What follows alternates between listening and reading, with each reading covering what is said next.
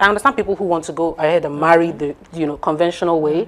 At the same time, I understand people who are a bit cautious, because I think it's from, that's where it is, that my mother is married, my auntie is married, this person is married. They're not necessarily enjoying it, but they're not living either. Yes. And you're inviting me into this community. I don't want to do it. Absolutely. There are people who struggle with parenting. Their children have become terrors in the community. Yet, you want me to have a child. Exactly. Why should I do that? Truth unfolding, brave and bold. In this space we speak our mind. Different views all intertwined. It's the big conversation where the real... Welcome back. It's still the big conversation. Thank you for sticking around. Recently, a lady tweeted that it took becoming a mom to realize she didn't want to be a mom. The comment section was divided. Those who judged her for saying she didn't love being a mom, and those who used the opportunity to also affirm their lack of desire to become parents. Now, here on the big conversation, we're not about to judge these choices or label you or whatever you believe in, whether it's right or wrong. We're here to understand, those ideas. Now, joining us to peel back the layers on this conversation is Ewoluwa Eni Odunjo, a globally respected thought leader, transformational coach, and visionary voice in the marriage and family life space. She's the founder of the Young Wives Institute, a pioneering organization equipping wives to rise beyond the traditional pressures of marriage and motherhood into purposeful, power-filled living. With over 8 years of experience and a certification in marriage and family life counseling from the Institute for Marriage and Family Affairs, Texas, USA, she's known for guiding women through key transition points in marriage, especially when the fairy tale fades and reality demands growth. She's author of 3 transformational books: Declare, a 30-day devotional for young wives; When He's No Longer Your Hero, Every Woman's Guide to Navigating the Evolution Gap in Her Relationship; and The Wife Who Didn't Need a Husband, and Other Stories of Expectations in Marriage. Ewoluwa, so good to have you join us at the table. Thank you so much. Thank you. You have such a beautiful smile. Thank you. Thank you so much. For having me. So this conversation, first, we have a WhatsApp group. And I felt like I was saying, because, oh my God, because obviously there are certain people in the WhatsApp group who really do not believe in marriage and don't want to, get married or have children. And I have friends like that as well. And of course, there are people in the WhatsApp group who believe that you learned that there's no woman who was created, who was not created to procreate, to desire to have, but then on social media now, So, I mean, I want to ask, what did our parents do to make marriage or even religion and parenting seem like something that sometimes my children to make certain comments, I'm like, I plead the blood of Jesus. But I mean, I can't bamboozle, is in there. So what do you think our parents did to, let me start with Ayo before I let Ewa. What do you think our parents did to make religion, parenting, and marriage just seem like something this generation do not want to touch? I think our parents' generation and up don't question a lot of things. If something is said about anything, it's seen as disrespect. It's seen as, you are going against some sacred, I don't even know what to call it, if you go against such things. Yes. So whether marriage, whether religion, I grew up in a celestial family, right? And one of my earliest memories of, really questioning my dad, because every time we went, at the time we didn't even have a car. And so imagine walking from our house all the way to church with our bare legs, and all these weird children would be singing, something silly like that. It used to make me feel so bad. And so every time I got back home, I would ask, why exactly are we not wearing shoes? Why exactly do we have to wear this? I had all these questions. And my dad would say, hey, you can pay. Don't you know that? So I think a lot of the time it's because even he doesn't have an answer. If he had an answer, I mean, I think he would probably have explained. So sometimes they see us questioning these things, and at the end of the day, I don't think it's a big deal. They see us questioning these things to be rebellion, to be some things you don't just question. You should want to have a child. You should want to marry. Why? Because can't you see that I'm happy? Then are you happy? All these things are things that younger people are questioning because they want to approach it with a level of intentionality, with a level of purpose. The day we had that conversation on the group, I was also having a chat with somebody else personally on WhatsApp, and I remember she asked a question and said, why did you want to have a child? I remember saying, well, I wanted to have a mini-me. I wanted to see, you know, I love watching her grow. But then after that conversation, I thought about it as well. Why did I want a child? Just to stroke my ego, just to have a mini-me? Younger people are approaching these things more intentionally.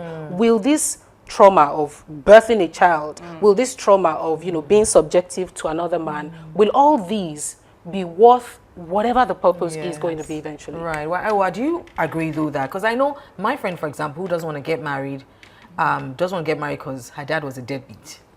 And then she has become an atheist. And she's an atheist because her dad, who was a deadbeat, but mom ran to religion. And she just saw it like, what are we doing here? And so motherhood, marriage, religion, she doesn't want to have anything. Have you met people like that? And do you think a lot of the reasons why some people will say, I don't want these things, the wokeness, or no, let me start with trauma. Let's start with trauma.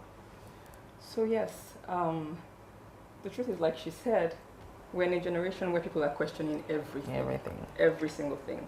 And just because you say there's a benefit to something doesn't mean that you're going to take a hook, line, and sinker. Especially if they grew up in a family where the benefit didn't really look like a benefit. Like you said about your friend, her dad was not who she wanted to see herself married to, right? So I believe that we are in that generation, and it's important that we don't force things on people. I don't believe in, so I started to repent before. I'll be like, oh, once you get married, go have kids. What are you waiting for? After having my 2 kids, I'm like, if you're not ready, you don't have kids. Just pause, just wait, you know, do you, live the life you want, because parenting is, it's a blessing, but it's tough. It's tough. It's a lot of work. Marriage, it's demanding. Parenting, marriage is demanding. And I think one of the ills that society, maybe our parents' generation, even the media has done, is just painting this picture of perfection. So a lot of women get into it and they're blindsided. They lied. This is not what I signed up for. So that disillusionment, that disappointment is where everything starts to go downhill, right? So, yeah. How about you, Barrister Toji? I know you were in the group that day. So without mentioning, whose side were you really on? I've repented. Somebody said it recently. Okay, was it 3 days ago? I wrote a petition in respect of a woman that was battered by the husband. So I went to drop it at the civil defense.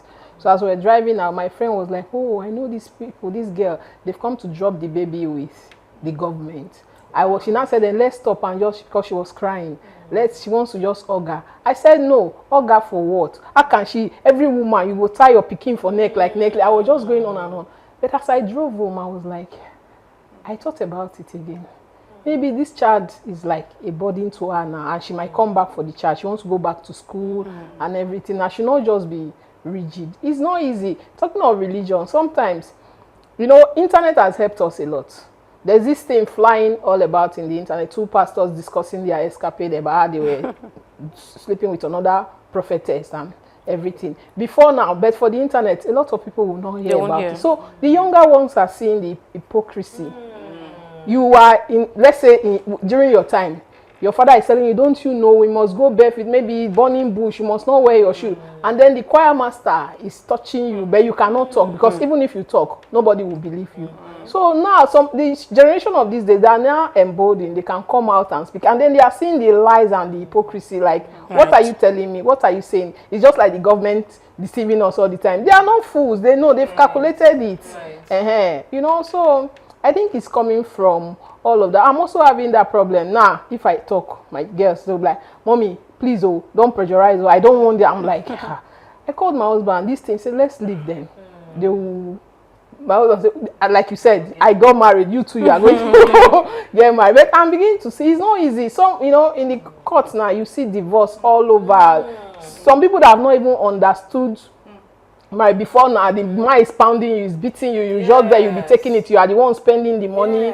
You know. But things have changed. They want to laju, as they say it in Yoruba. You cannot deceive them again. All that rubbish the docile generation, our generation used to do. Absolutely. These people, they're too wise. Yes, and Ewa, and that's the reality is, that's one of the things I love about the younger people. They will question it, and I love it. When we were younger, we're not allowed, just like Ayo said. And so the truth is, like you said, it took you becoming a mom to realize that this thing is tough. Do you understand? So what are we really inviting people to? Are we inviting people to a lie? Because if it's tough and someone doesn't want to go through the toughness of raising children, for example, especially in this world, I think about it sometimes. Why bring children into this horrible world where there are pedophiles, there are murderers, there are all sorts of things. Yes, exactly. I want to say something. This generation now, in as much as they are enjoying this thing, it is tough. I don't want to get married. They have not experienced the part where you'll be lonely, and that sometimes that loneliness. It's not easy. Just because you're married doesn't mean you're not be lonely. Loneliness happens in marriage, yes. So when so my point is, what are we inviting them to really? Is there something in this marriage,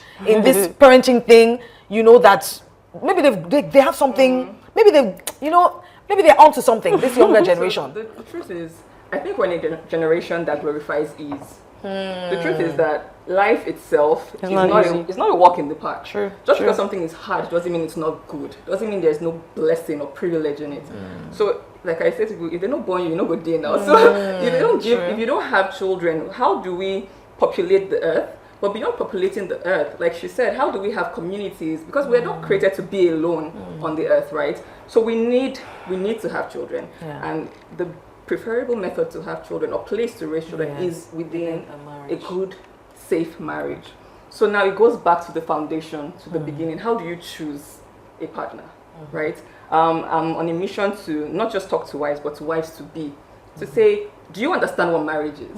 Marriage is not the bed of roses. It's not the marriage, just not the wedding. It's not the wedding. Yes, because you show up to work every day. That's what marriage is. Right? So I think that fallacy of if it's not easy, then it's wrong and it's hard and it's bad. Is another thing that plagues our generation. I would like to come in there. I don't think that necessarily young people are against marriage or religion or anything. I think it's the way it is presently structured. People are open to having children. They don't necessarily want to be the one to have the child. People are open to having babies. They may not, it may not be the regular, a man and a woman come together and then she got pregnant. Some people are open to IVFs. Some people are open to, so many other technological advances.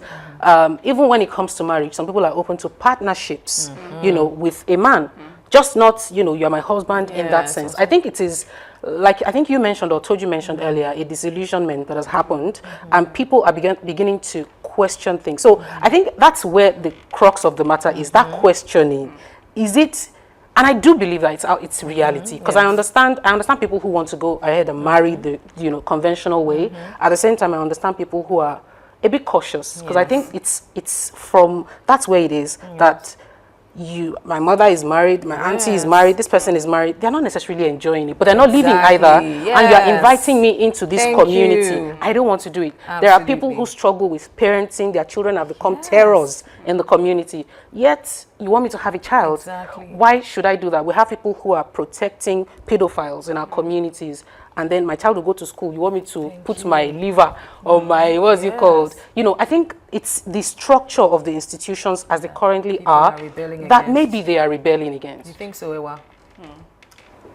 I would agree, but I'll also say that this is the part where we have to be careful not to blur the line. Because you can't just keep, I don't like this. I'm going to create my not just demolish the entire structure of the institutions. If not, we have, things that are going on, chaos. In certain parts of the world, we have chaos. People don't know what a woman is anymore. A lot of things are shifting. So if we keep saying, okay, you don't want to marry the conventional way, do what you want. Everybody will do what they want. At the end of the day, it's a mess. Yes, which is what, remember when Diary of Niger Girl came out and said, and there's nothing wrong with me, but I'm not going to have, everybody's citing that. The thing is, somebody's going to have that baby, you say you don't want to use your belly to carry it. And then we're now going to start to take advantage of the less privileged, because they're going to, whoever, I need money, let me go and carry somebody's belly. So that's, I think, is what's going to happen when we just, you don't like this structure, let's just build whatever you like. But back to what Barrister Toju said about loneliness. Do you think a lot of these people, because I know it's not even for some people about, I don't want to carry it.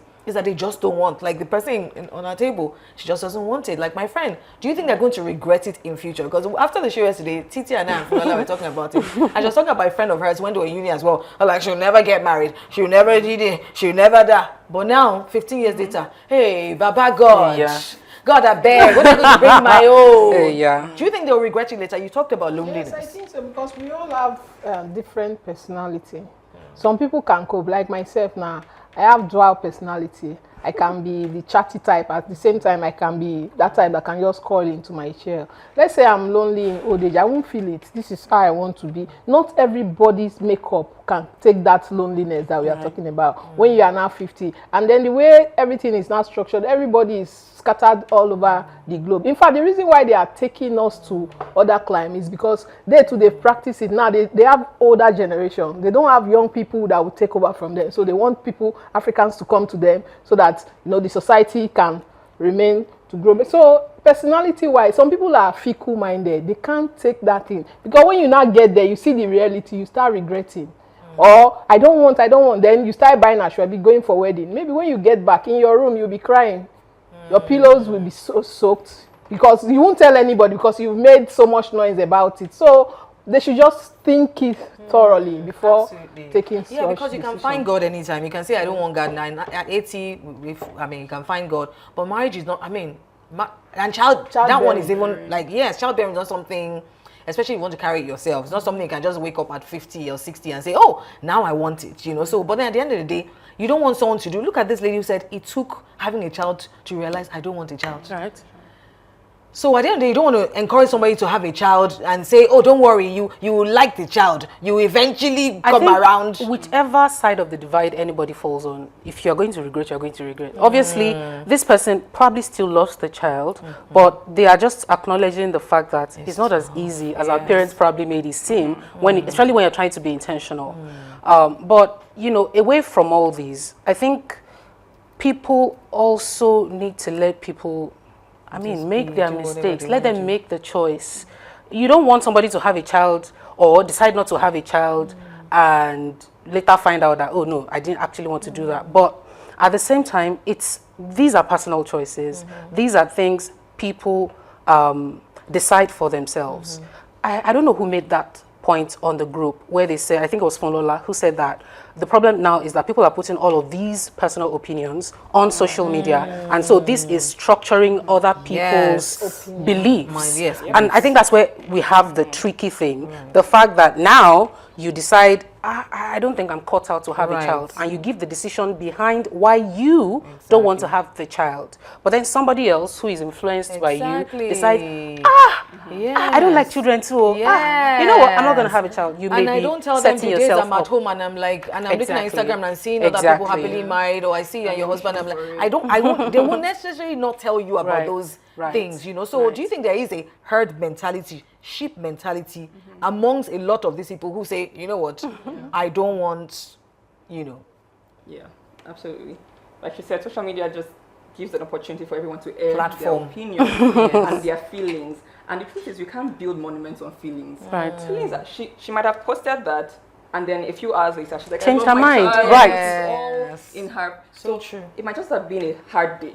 And she posted that. But like you said, she will have disciples following that thought, right? And she might never come back to say, oh, I didn't mean it that way. This is, or even if she does, what's the chance that they'll all see it, right? So we can't build monuments on feelings. Everything in life will have the the feeling good part of it and the feeling not so great part of it. It's all together. It's in the mix, right? So that's what I think about absolutely And going back to this, what they may have told us that made all of us think this is, go to school. When you finish from school, you get married, you have children. A lot of us were like, so I think a lot of people are turning it over. So what are some of the things we need to debunk? Like, for example, I tell a lot of people, just like you as well, that trust me, even religion is not easy. You have to go to church, you have to serve, you have to, nothing is easy. So like you said, I think that the thing is that this generation want things to be very easy. So what are some of the myths that we need to debunk to help people see the reality in it, but also see the beauty in, I think marriage is amazing. If you're married to the right person. The right person. Good person. or a good person, a kind person. I think that sometimes I'm overwhelmed as well because these days I don't have help, so help. So there are days when I'm like, oh my goodness, why? I mean, who told us that this is, but then there are some days I'm just looking at my child and I'm like, such a sweet baby. I did that. How did God bless me with you? And stuff like that. So what are the things that we need to balance, Ewa? We need to balance so that the people who are maybe still unsure, and if all they hear is the fact that, children are this, labor is this, marriage is that, men are scum, women are, what are the things that we need to balance to put a right picture in place so that the younger, our kids can actually feel like, oh, this is something I want to do? I'd say 2 things. First, understand that there are seasons. And secondly, understand that you can build capacity. And that's what marriage, religion, and parenting requires of you. To understand that with motherhood, there are seasons where, you go past the, this baby is cute because you've not slept. You can't see the cuteness. Yes. You're changing diapers and you're just wondering, like, is this all there is to my life? But then it passes. And then your child is talking and you're excited to have conversations with your child. And they go to school and you're paying school fees. And they're just different seasons. True. And then capacity is just knowing that human beings are very adaptable, expandable. What you know currently, many of the challenges we face is usually like a knowledge or a wisdom gap, right? So you don't know what to do. That's why it seems very difficult. But the moment you're able to go get what you need to know, I'm subscribed to newsletters on parenting. Yes. I listen to parenting coaches because I'm not about to let parenting frustrate me, right? So I think the parents that are most frustrated are the ones that are not intentional about learning and relearning, right? So if you understand that you can build capacity for marriage, for how to walk with the Lord, absolutely, and how to be a parent, yes, it will help and you. Then you understand the season. Yes, and also knowing that everything will pass. There are days that my husband is like, oh my God, I love you. And I just want to set something. I remember when I just had a baby, and I'd be up in the night breastfeeding and I just hear his snore. Oh gosh. And but I had to tell him, babe, yesterday if I had a bottle in my hand, I would have broken your hand. And he was like, oh, okay, so what can I do to help? And I had to tell him, okay, maybe he can sit. So after that, he'll sit behind me, even though he's still sleeping, but at least he'll sit behind me and allow me to lean on him while I was breastfeeding. Right. That's something. So knowing that everything will pass. Right. Life, that's how life is. It's full of valleys and hills and all that. But I also wanted to quickly touch on the genders and why some of them say they don't want to maybe marry or have children. For example, a lot of the girls these days feel like marriage just benefits the men. And a lot of the men these days or boys these days think that all these girls that, they just feel like girls are all this transactional. So what do we say to things like that for those who feel like marriage doesn't benefit ladies or girls, and then they've seen a lot of our parents, daddy is watching TV and sitting down and mom is stressed. And that's one of the things I'm trying to debunk in my home as well. So most of the time I'm always telling my husband, please, if we don't have help, go and iron. I don't want my girls to, yes, he doesn't like to cook, he's not domestic. But find something, because I don't want to pass down that mommy is stressed and shouting and daddy's just there watching football, which is why I think a lot of girls are saying, I don't want that. Right. I think from the lady that came out and said it took her to have a child to realize that she didn't want a child. She didn't get the required help. That's why we should train our boy children properly. But I give it to the Gen Zs. You see fathers now helping their wives, those ones that are married. Because our forefathers or our generation, like you said, that is watching TV, the baby, you are waking up, changing the diaper, breastfeeding, the guy is snoring. To you are saying, what kind of entanglement am I in? But if you have a father figure that is helping you, the father figure that will help is a boy that has been trained properly to know that when you get to a particular stage, you should be... It's a partnership. Yeah, it's a partnership. And it starts from when the child is very young. Absolutely. Let her know that your sister, show love to your sister. That's what you have instilled into that boy, and he will carry it to marriage, so that the wife, they don't feel too stressed, overwhelmed. And then that's why the wives are sometimes looking older than and then some of the boys, they don't even have any good character. They think that their wives have like, okay, what do you want? I've given you money. Exactly. Just with them. Meanwhile, this trauma she's going through, if it's just that pain after some of the after CS is huge, and she's not seeing it. She's like, why did I even put myself into and a lot of women are making money now too. They have good now. jobs, so they're wondering, okay, what do you that daddy was the one bringing money to the table. Can I quickly add also that one thing we also need to, I'm not sure if it's debunking, is the fact that you will only see what you want to see. You know, when she talked about, you know, building capacity earlier, about, you know, listening to podcasts, the same way we have people, like that lady who wrote about it took having a mom to realize she didn't want to have a mom. There are also, you know, podcasts, influencers, pages solely dedicated to showing how they are enjoying their parenting journey. So true. So if you think, oh, really, parenting is even hard. See what that woman wrote, and you want to use that to do, it's important that you will only see what you're looking at. Make sure that when you decide to whether have a child or not, you go for religion, make sure that you're making an informed decision. I think that's what's missing a lot of the time. People assimilate these ideas and begin to, you know, shape it into what is in their life. Sometimes take it in, take other opinions in as well, and see if that's truly what you want to do before you make a decision. Yeah, absolutely. And I mean, recently, Instagram was giving people the choices to sort of reorganize your algorithm. One of the things I added was happy marriages. Happy marriages. Because the more you keep consuming divorce, and it said one of the things I don't want to see divorce. Exactly. I removed it from my algorithm. That's what you're looking at. You know, I don't see wellness, I don't see happy marriage. And I was deliberate about ensuring I picked the things I want and, you know, cancel it. And I think that's so important to do. Wow, trust the ladies at the table to bring different perspectives to the topic. And thanks to our guests too for her very wise contributions. We'll take a quick break. Don't go away because we'll be right back with our agree or disagree segment. Don't go. Welcome back. Now it's time for our favorite segment, agree or disagree, where our panel of ladies weigh in on a bold statement of the day. And today's statement is, this generation is more self-aware, not more selfish. This generation is more self-aware, not more selfish. Do you agree, disagree, or agree, like we always say? This generation is more self-aware, not selfish. Okay, shall I go? I think, have you made up your mind, Ayo? I agree. Okay, go. I remain agreed. Why do you agree? I'd agree because, one, they are more self-aware. I do agree. People want to know why they're doing things. Does this serve my purpose? Does this serve, you know, what I stand for? They're definitely doing that. At the same time, they're selfish. See, I like to say that a lot of this trauma that our parents quoted, sacrifice that they did, is because we're not selfish enough. Yes. You know, they are more selfish. Yes. They will do what serves them. Is it right all the time? I don't know. But if it helps you to be a full individual who is, you know, it's all about you, yes, but how then are you going to have a full life? How then would you be able to say that, yes, I lived my life on my terms? So that's where it begins to look like they are selfish, but I think it's a mix of the two. They are self-aware and they're very selfish. How are you, Ewa? I said agree, but I might disagree. she's accurate, she's correct. And I think it's one leading to the other. Because we're more self-aware, we can make decisions that are better for us, and it might come off as selfishness. Right. But maybe it's not always selfish. It's just what's best for me now. Our parents' generation were more sacrificial. They didn't care about themselves.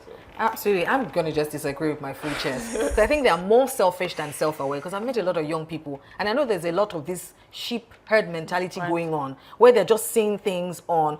Also, let me just quickly say, they're more selfish, and that's not always a bad thing, just like Ayo said. It's okay to be selfish as long as, you know, because, I mean, like we said, we're not doing our parents sweet mother. When my children sing that, when they get to that self, ain't nobody suffering. You know, I know that life doesn't come without some of his suffering, but that sweet mother, where I say, go and sing it to your father too. Let's both of us share the suffering together, you know, because I want my children to see me taking care of myself, looking good, you know, traveling and all of that, because I want them to take care of themselves as well. So I think they are selfish, and it's not necessarily a bad thing. But I think a lot of them are actually not self-aware, because when I talk to a lot of young people, there's a lot of, when I investigate or some of the things they say, I can tell that it's because maybe some influencer, and I'm like, guys, you have to be able to. That's why I liked, I mean, on the group, the person who was, you know, very hell-bent on, because most of the time, sometimes they come off as harsh, but a lot of the time we need to think about the things, because life is, and media and everyone's, and billboards are always projecting things. This is how you should think, everybody. This is what you should do. This, and it takes somebody who's very self-aware to say, okay, yeah, I mean, the multitude may be going this way, but I'm not. You know, and a lot of young people, I just find that some of them are not brave enough to say, I'm gonna go left, even when everybody's going right. So I see a lot of selfishness happening, but it's not necessarily a bad thing. It's okay to be selfish, but you can't be selfish all the time, you know. So yeah, that's what I think. Should I agree at this point? Let me agree first. Okay. They are more self-aware because they have looked at it. They are the generation in front, they have been jeopardizing their future. For example, the government. Before now, when you leave school, you are expecting that, okay, as soon as I leave this place, I'm getting a job. And they are not seeing that. So they are aware that if I toe this line, I have to be selfish for me to create something for myself. They've seen that their daddy, what's the relationship at home? They are looking at it, weighing it. They are being honest to themselves. Okay, I'm more self-aware. I won't go this path than my daddy. So, but sometimes they do it selfishly. But I think it's more of self-aware than being selfish. Right, they are self-aware. They don't want to, no, you work for 30 years in a when you come out, you start lining up and queuing for your pension. Nobody wants to do that now. I won't want to go into a government establishment. He said, okay, if I go with the mindset, okay, if I use biro and steal and do this, I'll get to a particular position. So they are very self-aware because we gave them that platform. Yeah, and I think that's also to help them to be more self-aware is to also be vulnerable and tell them we're not perfect. That's one of the things our parents did. They shielded us from a lot of things that we ought to have seen. So for me, I'm always very honest with my children. That, hey, marriage is not easy. Sometimes they see, they can go, oh, you and daddy are not okay. I'm like, yeah, we're not. And I'm not talking to him for the next 2 days because he did. Because, you know, it's important for them to know, also see how we resolve conflict. And they see when their daddy and I lovey-dovey again. And they see that, look, this will pass, you know. So even with childbearing, it's important to let them know. It's not, because I remember they told me you will sneeze and the child will come out. You know, so I don't know if you agree. We need to be definitely more vulnerable and more honest going forward with the younger generation. Stop deceiving them. I agree, because that's one of the things that makes them disappointed when they eventually get into it. So if we were vulnerable with them and told them, so for example, when I had my first baby, one of my many mommies, you know we have plenty of mommies. Yes. She came around and she said, there'll be days that you will just cry and be like, what's going on? She said it's normal, it's part of it. So things like that. You expected it when you felt that way. Yeah, so I didn't feel like, oh, this is strange or something, or I hate my baby. It's just part of the process. So I think being vulnerable will be very important. And can we stop judging people?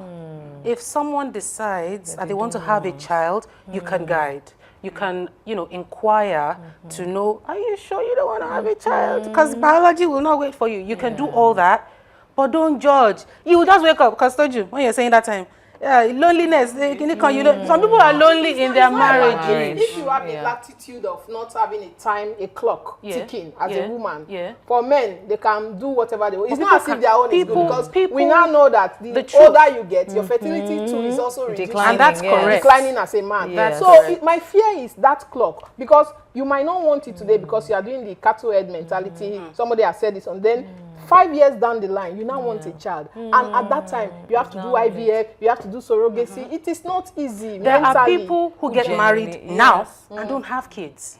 True. It's because we judge based on things like that, that we want to extend it. In the days of yore, some people are tagged as barren. So it's not as if it started today. My fear is the clock, the biological clock. You might just decide to change your mind when you are now 40. And at 40, your your level of fertility has dropped. For a moment, imagine somebody who, you know, is convinced into getting married today because your biological clock is ticking and doesn't have a child. What happens? No, it goes both ways. I'm not saying that it should be cast in stone. And that's what I'm saying about let's not judge people. I'm not against you saying I don't want to get married, I want to go and adopt a child or whatever. Thank God we are changing. Some don't want at all. Easier, but I just hope and pray that when you get to a particular bridge and you want to cross that bridge, you are okay to face it, because nobody has experienced it. They just started. Let's just assess with them, you know, are you sure you want to do this? Have you considered this? If by the time you're ready, if you ever get ready, you now want a child, are you open to adopting? My first child is 28 this year, so every day we have this conversation. No, I'm not even talking about you in particular. I'm talking about women who, especially women now, who want to scare people into these institutions. That's my point. you should come to their level, explain, make them understand the risks, because Yes. it doesn't matter what you decide to do with Yes. yourself. No, There I'm are not risks rigid. involved. Yes. So just let's be Yes. more humane.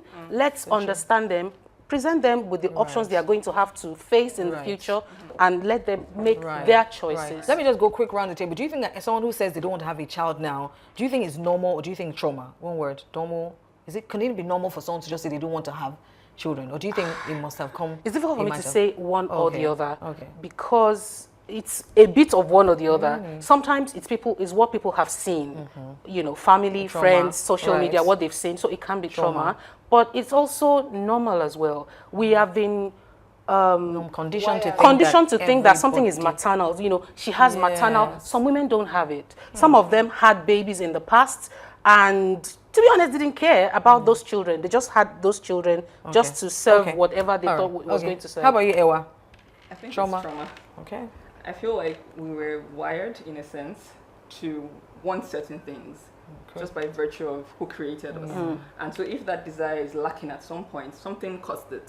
So that's what I feel. Okay, yeah. All right. Who by Sergio? Me, I'll go the religious way. Me, I was created to like Procreate. So, and I've done that, I've fulfilled that. However, I won't be rigid if anybody is around me. Like before now, if you talk about gay, whatever, I will just toe the religious line. But after I went to school, I did natural law. Yes. I was a jurisprudence. Right. I was like, okay, people have the right to make Right, choices. but it may have come, that right may have come from maybe trauma, something Trauma. that happened. Okay, well, I mean, let's look at our wise words very quickly, and you're going to read our wise words for us. Okay. Let's take our wise words.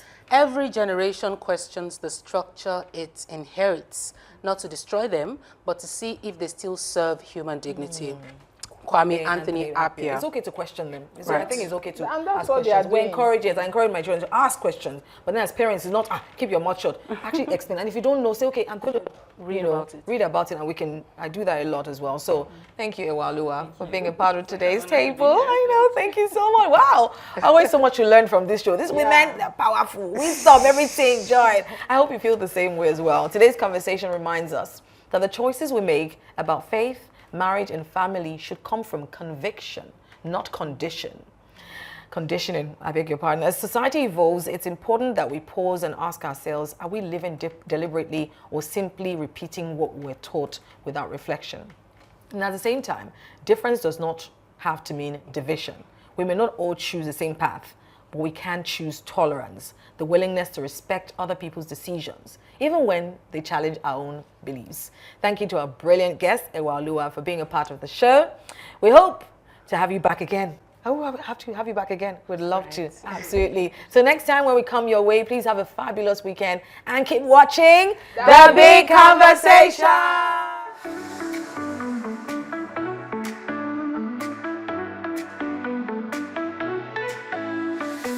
Voices rising, stories told, truth unfolding, brave and bold. In this space we speak our mind, different views all in